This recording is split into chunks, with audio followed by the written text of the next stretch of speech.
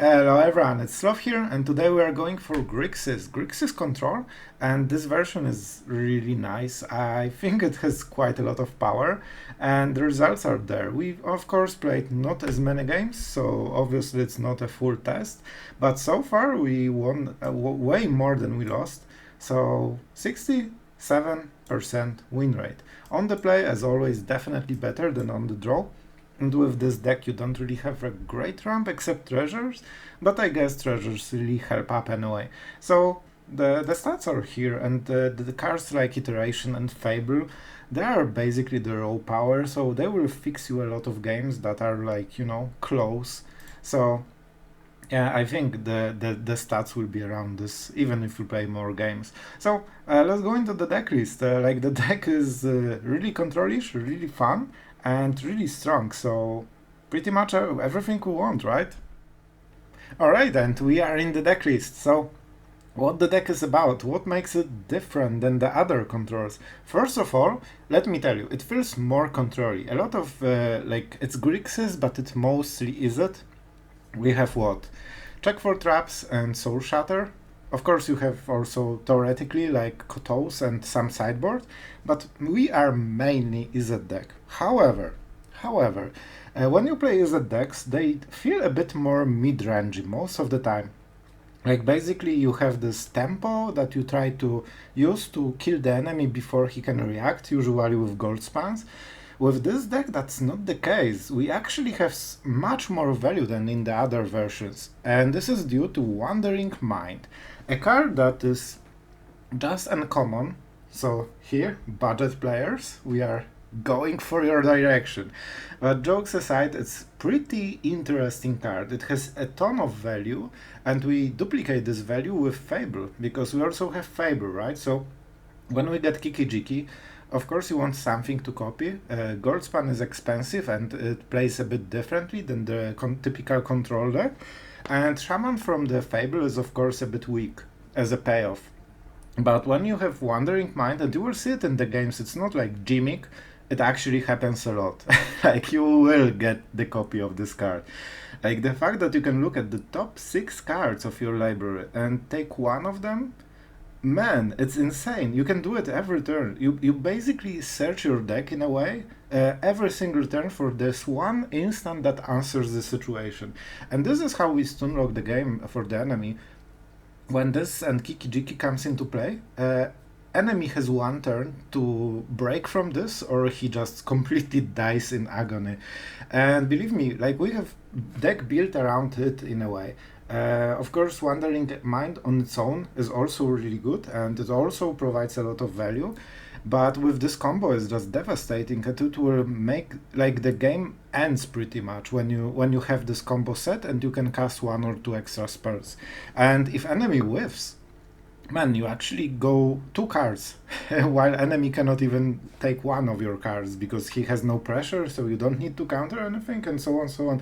So, like, every single turn he needs to make a best play, and it still doesn't matter. And when he has 1 turn of not playing anything, you just completely close the game, basically. And this is how we work. So this is the reason why we have Check for Traps. Really great card, if you can go for 1 for 1. So this is a bit better in a way, like this is very similar to Negate, just from the other side. Of course we know those cards, but this can hit creatures. It has to be a non-land, but it's a creature. And honestly, like I've been seeing Boros Reanimator quite much of this deck, and exiling the dragon breaks their day. So if you can negate the reanimation spell, very often they just hardcast the dragon. And Check for Traps is extremely good against it. And of course it hits everything, so if you cast Wandering Mind, then the next, usually you keep the negate to protect from whatever enemy plays, then next turn you untap, play Check for Traps, and actually check what's up. And then you know exactly what to play around. So it's really, really good, and I think Wandering Mind is just such a big star for this deck, and it makes the whole deck much more control. You aren't scared of the long game, and still, I have to say this, after playing different archetypes lately, man, having Expressive Iteration, this card is just fire. Like, suddenly you never need to worry about not hitting land drop or not having something to cast with it. Like, you always get both lands and the cards that you want to cast with those lands. This card is just insanely good. And the same goes for the Fable of the Mirror Breaker. Like, I will rant a bit about this card. Like, don't get me wrong, I'm not sure what my serious opinion on this. It's obviously amazingly strong card, but yeah, we have a lot of jokes going here. But whenever you have Fable in the deck because you play red and then you include it just makes your deck so much better overall. You have some creatures, you can cycle cards, so your draws are better. And then when you have KIKI JIKI, it's basically your win condition that enemy needs to react to, forcing them to tap out, so then you can react better to their play. So it does everything basically. Oh man, yeah, Fable, my favorite card. Alright, so this is part of the deck. Of course, we have like Negate may disappear, Jwari. We have even one Disdainful Stroke. In this deck, it didn't hurt like in other decks. Actually, this was really helpful. I don't know what is the difference, but in this deck, it feels right. In other decks, it didn't. Maybe because we have other counter spells and the other removal and like burn down the house and some creatures, so we actually need to only get rid of the huge stuff here because we don't care about the small one as much. We have Kotose. It's not coming into play a lot, but sometimes it has very good effect. And don't forget, like, okay, this is non-legendary, so yeah, you can forget about it. Kotose is a serious card, and if you want to play with it, you need to think about the treasures that you will need, because Kotose is much better when you cast the spell the same turn when she enters the battlefield. So for this reason, you usually want this one big turn with 5-6 lands and 3-4 treasures. Suddenly you can steal a huge card and play it, and that will usually win you the game. Other than this, what the deck does, it draws some cards also with the Bankbuster, but the big star is of course Hullbreaker Horror. It is the card that will close the game very decisively, so the deck has no problem with closing the games. Also, like the fact that you can attack with Wandering Minds and like tokens from the Fable, they really kill quickly, especially you have double Hall of the Storm Giants, so there's high chance you already have something, like one of them in the board, like when you hit the 7 mana. And this, together with like 1 token and 1 Wandering Mind, is 11 damage. So if you attack the enemy at all during the game, he probably needs to face lethal at turn 7, so that's a bit insane. And I think that this deck does better job than the other controls in just closing the game when you are ahead. Something that some control decks have problems with. So yeah, we also have a sweeper, burn down the house, of course Soul Shatter. You see the deck list, so I'm not sure if it's worth to talk about everything. Of course we don't really have artifacts, but we have Vortex Search. Why? We don't want to sacrifice the Bankbuster. Of course the treasures are the answer. We have ways to do treasures with Prismari, Fable, so you know, it's not a problem. Even Bankbuster, when you get the third counter, it creates a treasure. And if not, it's just a shock, so it's still amazing. So this card really is helpful, and the fact that you can kill Adeline for 1 mana very often, or even 2 mana if you account for treasure mana that you need to sacrifice, is just really good. So this is the deck. About my impressions, you have seen the stats. They sum what I feel about the deck really well. I think it's stronger than I thought. Some control decks, especially like Grixis, can go a bit slow against some kind of deck, especially like the most aggressive versions, and usually you don't really have healing. Even here we don't really have healing, and that hurts. But in this deck I didn't feel it. I think Vortex Search combined with very cheap counter spells and like iteration and some creatures, it just feels okay. Like, yeah, you can even ramp into burn down the house so nicely with Fable or the Prismari, so very often you can cast turn 4 sweeper or turn 5 with additional Talia attacks or something like this. So it didn't feel bad. I'm pleasantly surprised with the result. So if you like the Grixis, definitely try this deck. I think it's one of the most solid versions. Like, it feels solid, there is no junkiness here.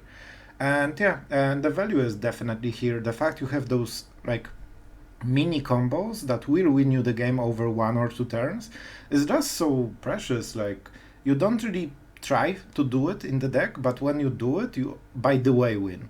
And if it doesn't work, you just play normal control. This is some kind of like synergy or backup plan that you really like in the decks, when you can instantly win, and in the worst case you play a normal game.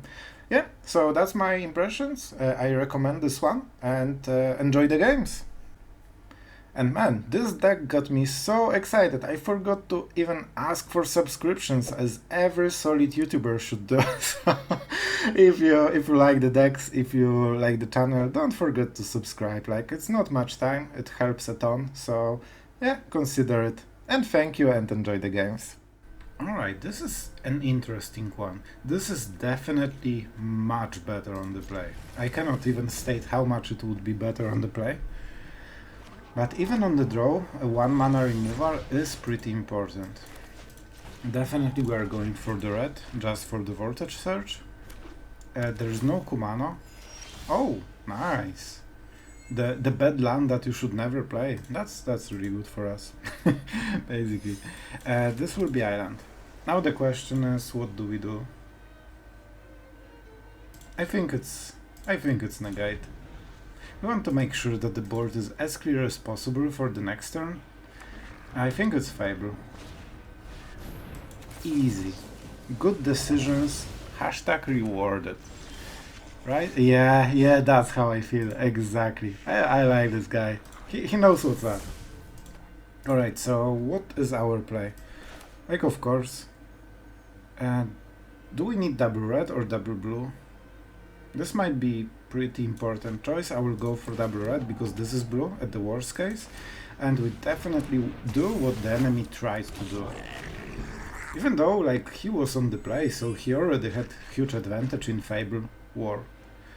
Man, like, if you call the game Fable War, you know the card is a bit too good. Like, if whoever plays it first has a huge advantage, it's just a bit too good. I'm not sure about this search. Like, so far we didn't really see what the enemy is playing. If he's playing red, it's probably Goldspan red, right? When you start red deck, you put 4 Fable and 4 Goldspans, and then you think, okay, what the deck was about. Basically, deck building in current standard. And when you have black, you put the Midhook Massacre, probably Tenacious Underdog, sometimes Trespasser, but Trespasser at least is a bit situational. I'm not sure what we are playing against. Enemy seems to be playing Boros, that does nothing so far.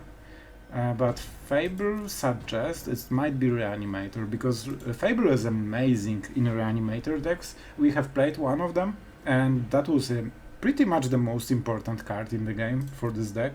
So he has also Plains, and he has Snarls, so it suggests that he has a lot of basics. So I'm pretty sure this is Invoke Justice deck. So it means he is rage quitting because he banked on this card, like for his full gameplay, because he needs to discard a card and he needs to ramp, and this card gives everything. Cool. That was definitely a wrong play. I'm glad enemy is still here, so let's be hopeful. Alright, so is this the Wandering Mind? I'm pretty sure we should discard something. This doesn't do much, and honestly Hull is just too slow. We need stuff, and this is perfect stuff, right here. So it's probably Bankbuster, I would say. And next turn it's Wandering Mind. We could also go Iteration, and that would cycle more cards, I guess. But then we don't have a correct mana. I hope we will hit blue. Easy. So this goes to my hand. This goes to my library. And this is something we do exile. Because we definitely need blue, and this should be black, so we don't really want to waste it, you know. Now the enemy needs to discard something good. Yeah, it's Invoke Justice deck, as expected. Huh. This one is tricky. I think it's so important for the enemy that it's worth countering, because it discards card. And as you can see, there is no creature to be resurrected, and he cycled one of the invokes. It suggests that he has another one. So right now, yeah, that's perfect. That's actually first time I see this card and I'm happy in my life. And this is pretty much good game. Like, this is basically what the deck is about, and next turn, oh man, like, it gets worse. Enemy is just... I wouldn't be surprised if he scoops right now. But not even knowing about the second counter spell. Easy. Easy game. Man, like, this is so brutal. It's so brutal. So we start with this to check what exactly he has in the hand. We get rid of the creature because we have Negate, so we can hit the Invoke Justice, and also it's exiled, so he needs to hit another Lorhor Velahoma, whatever, the elder thing. Alright, and we probably copy right now. I don't see the point of not doing this. We get a free stuff. And we do like having free stuff. So I guess enemy plays into hoping that we'll mess something. But believe me, we won't. Man, like KIKI JIKI and Wandering Mind, which basically whole value is built into ATB, is just brutal.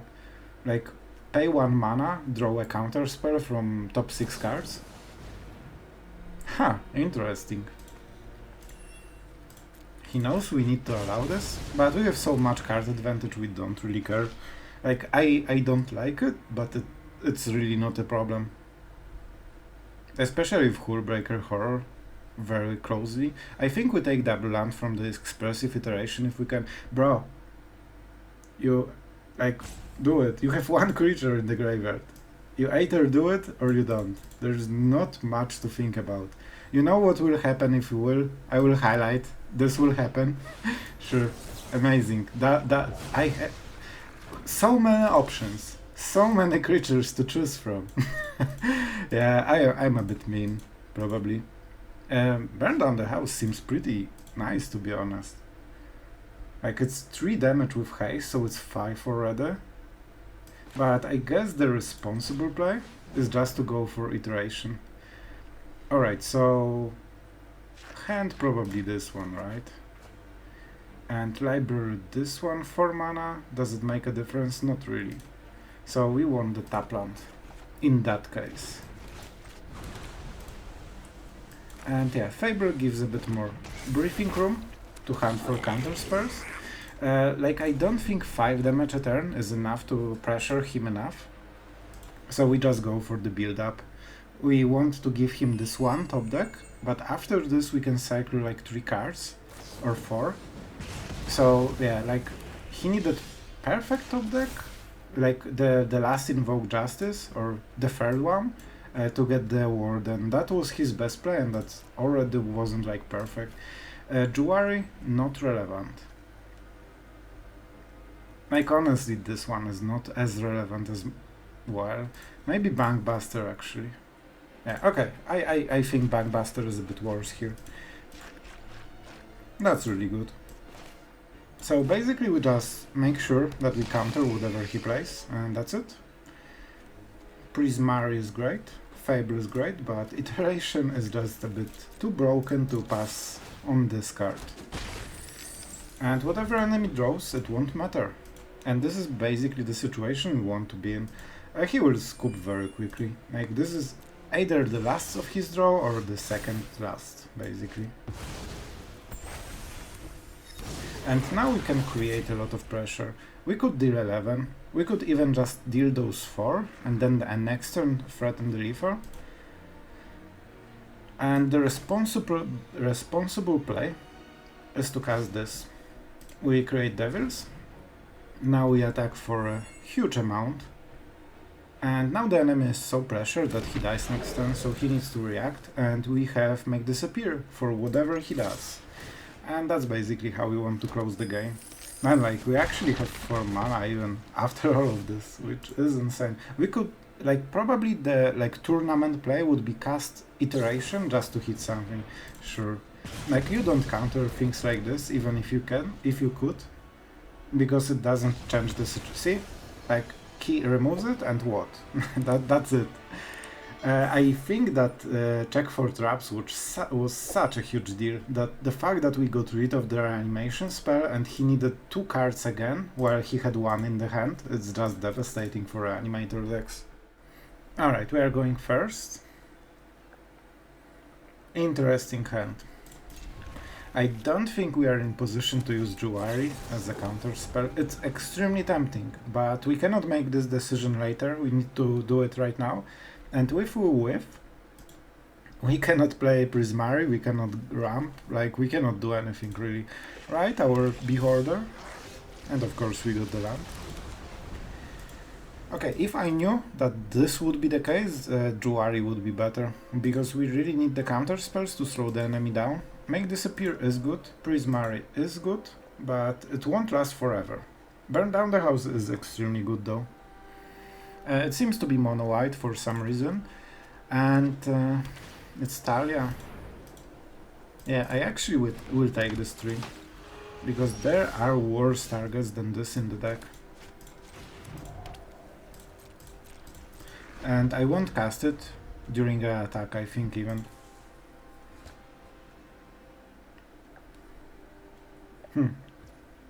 Yeah.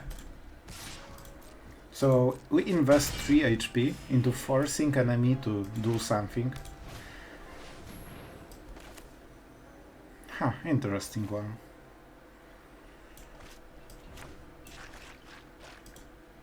Yeah, I think we counter it. It's worth it. Also, he doesn't see our hand, so that's also pretty huge overall. We could start drawing cards, you know. It's extremely tempting. And if you are a control mage, you know how tempting it is to draw more cards. We all want to do it. We just want more cards to play with them. Adeline. Okay, so... Okay, I think I've got the plan. Is this the treasure token? It might be a treasure token. If we do it like this, he doesn't get the token. And next turn we get hit, but it's not the worst, you know? And for this reason we can tap out a bit, draw some cards, and then enemy... Like, how do you punish control player that doesn't bring any defense? You just spam the hell out of the board. If that's what he's doing, only... Okay, that's smart. I respect it. He invested 1 card into huge pressure. And also it makes Adeline harder to be killed.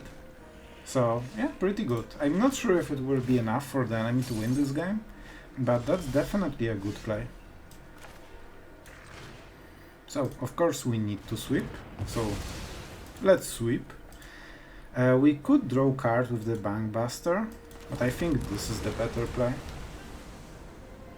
Because Hullbreaker is a huge thing, and it has flash, so it's basically an ambush. Yeah, sure, I actually really like it, because it means when we kill the apparition we get so much value. And let's go... Like, we have enough black, let's go for blue. Like, I guess we have enough blue as well, but, you know, we have to do something. The only thing I'm scared is Brutal Qatar.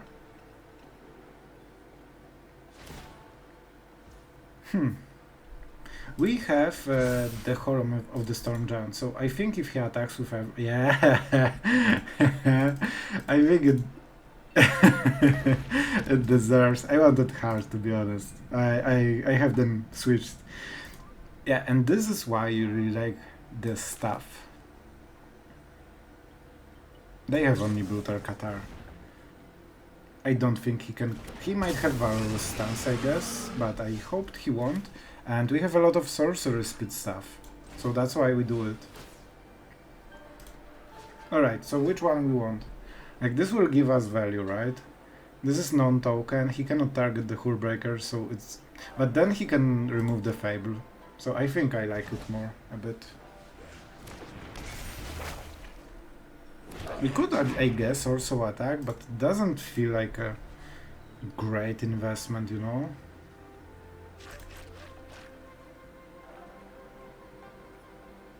But I will attack with the Hullbreaker.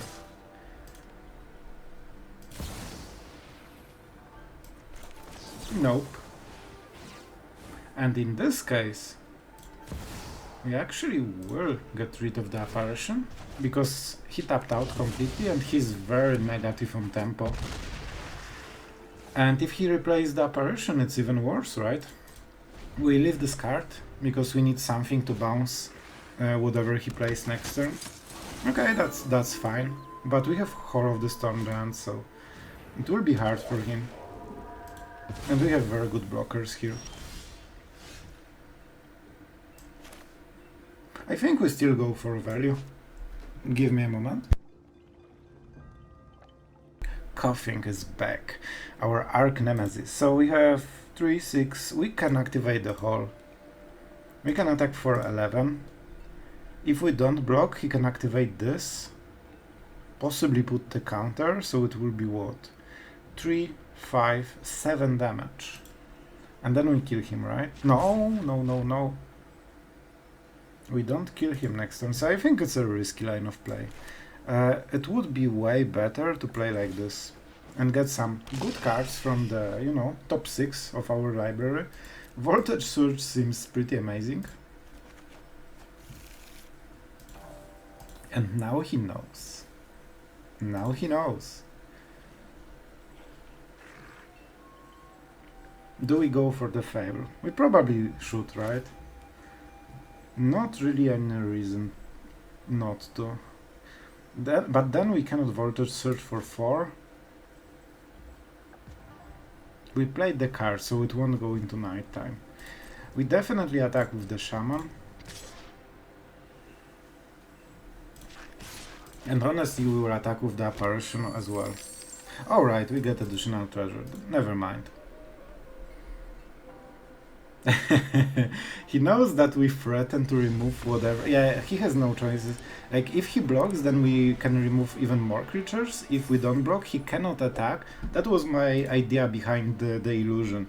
Like, what is the counter attack to us attacking? He needs to raise us, right? But if he attacks with both, we can first trade. So he plays the Aspirant, puts the counter here, so we cannot, attacks with this one, but then we just kill it, right, in response to the counter, and we get the Hullbreaker back, and what can he do? Nothing. And that's the decision he made. Okay, going first.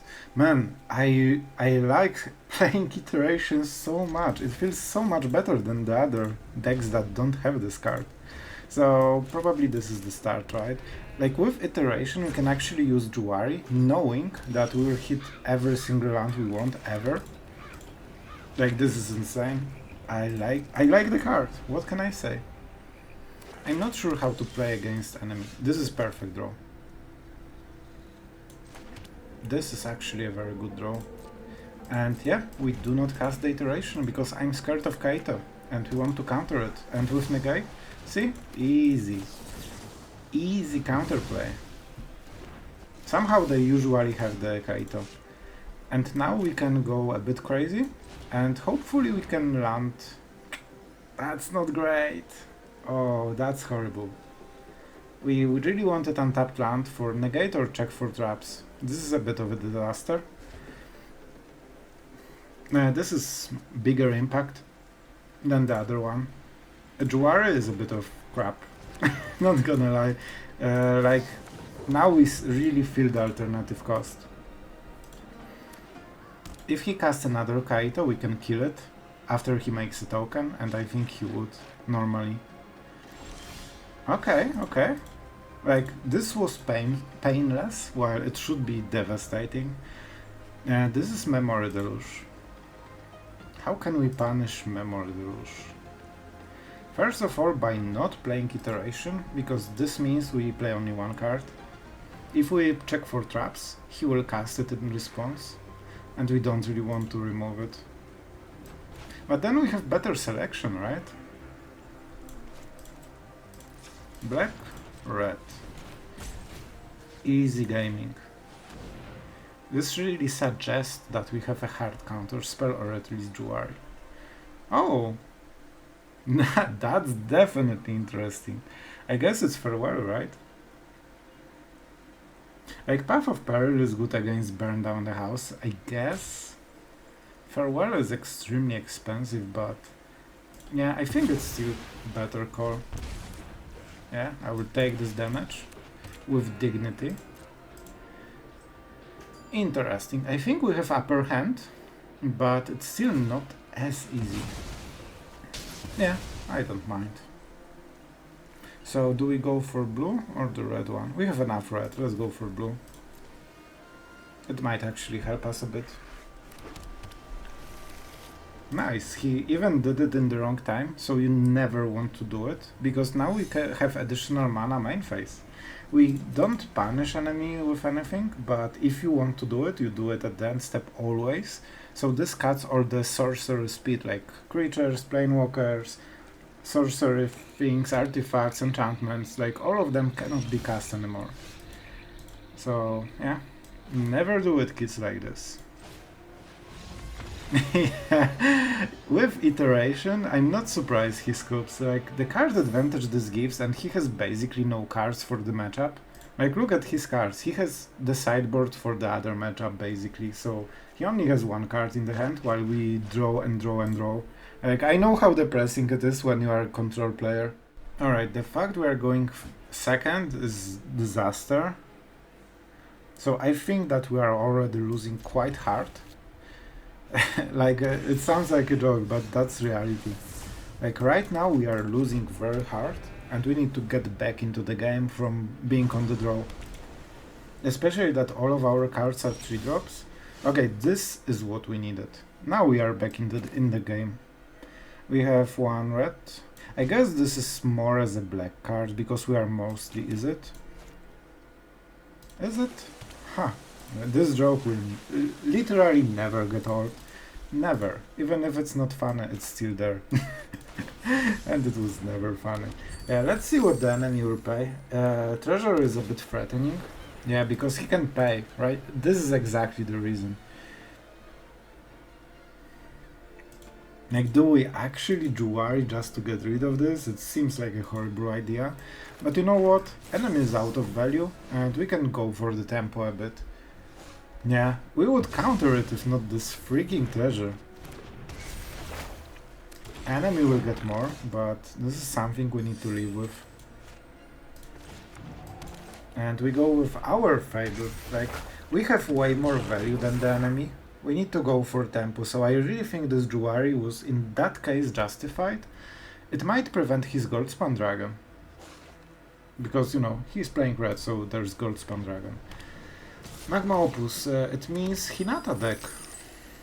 Actually. It actually means a Hinata deck. So we could trade. He gets way more value because he was on the play, and that's the problem. Man, like on the draw we would just destroy him. If he was on the draw. Huh. I think we trade. I hate it, but I think we do. Yep, that's Hinata.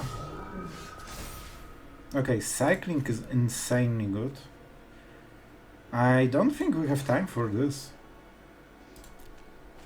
Like, they are too slow in when we are so far behind, and it seems that we still miss everything. Perfect. Like, this game went from horrible to extremely horrible.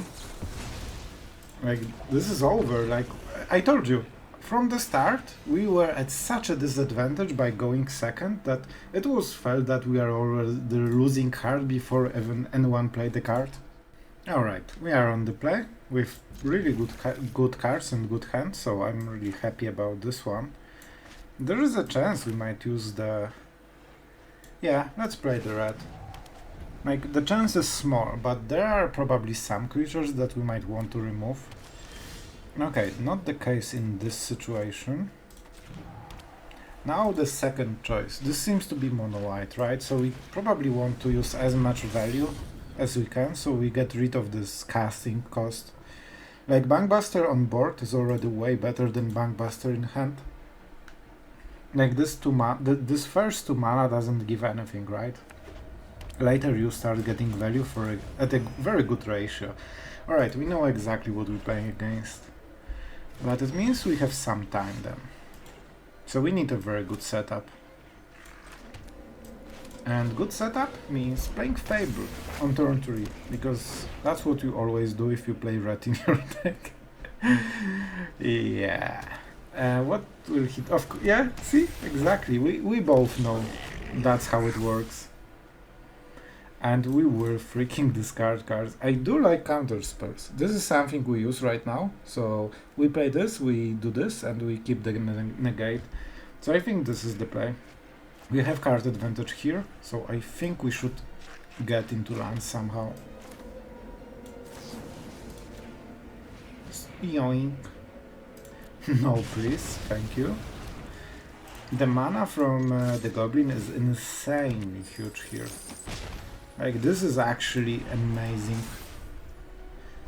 Yeah, now the enemy gets his turn of being completely balanced. Man, it's insane how much Fable-centric the matches are. Like, the fact that we played it first are so huge. Look at the situation. This is only because we went first. We have Goblin and he doesn't. We ramp and he doesn't. Yeah, this will be a problem, but we probably use the search at some point to get rid of the big ganja. So it's good for him, but you know, we still get to draw cards, we ramp, we have a lot of going on. Oh, that's really good draw. We got the ramp, and now we have KIKI JIKI. And now it's not as fun as enemy wanted it to be. More and more mana. Love it. Love it. Okay, that was a mistake. Or was it? Okay, because we could go aggressive and play this and crew the Bankbuster for extra 4 damage, but maybe actually we prefer the card. So enemy next turn plays Invoke Justice. Yeah, so I think we'd do it like... Alright, we don't have enough mana. We don't have enough mana. Which one is better? This gives us tempo advantage, I guess. This can hit a creature. And exile it as well. So I think we go for check for traps because we can cast it right now.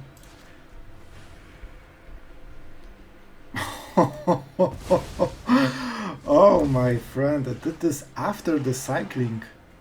He gets something back, right? But he has nothing at cost 2, so he needs to ramp with the land. Oh man, that is a bit of a disaster. Like, I can feel the pain of drawing all those lands. And man, I'm getting the cough again. Just give me a second, sorry. Like, when I talk for a long time, it just starts happening.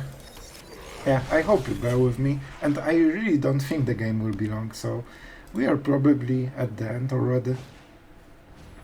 Anger Fire. That's a really interesting play. Is it good though? Like, next turn he gets a Ganja. Like, we sacrifice both of the treasures, I guess.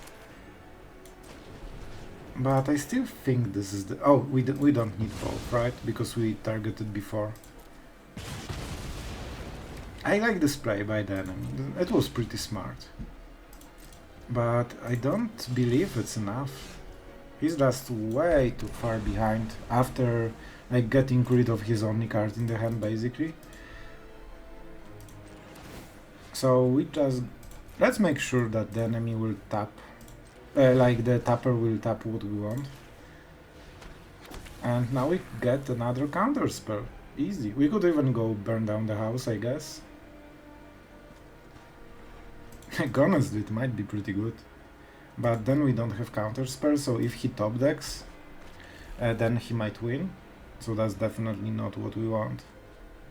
And I want to draw cards. We get treasure, we get everything. And every single turn we scry for counter spell, basically.